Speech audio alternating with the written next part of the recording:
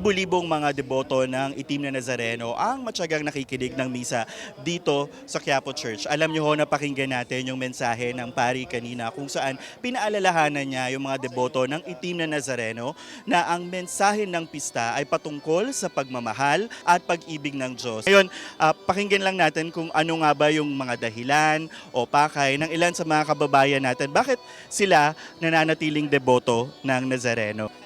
Pinagdarasal ko ay ang kagalingan ng aking kapatid na serious siya ngayon sa Batanes. Ano pong nangyari sa kapatid?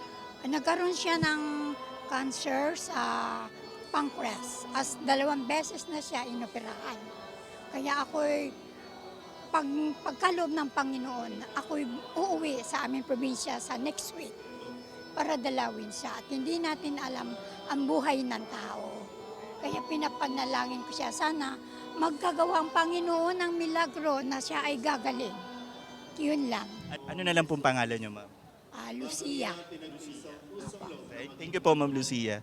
So, isa si Lucia, 73-year-old na si Lucia sa mga nagdarasal sa Itim na Nazareno. Ang kanyang hiling ay sana magkaroon ng milagro para sa kanyang kapatid na nakikipaglaban sa sakit na cancer. Iba't iba yung dahilan o rason kung bakit namamanata yung mga kababayan natin sa Itim na Nazareno. May pang-personal, meron ding para sa bansa. Pero ulit, paalala ng simbahan, ang pista ng Nazareno ay kwento ng pag-ibig ng Panginoon. Para sa impormasyong napapanahon at on-demand, Tristan Nodalo, Newswatch Plus.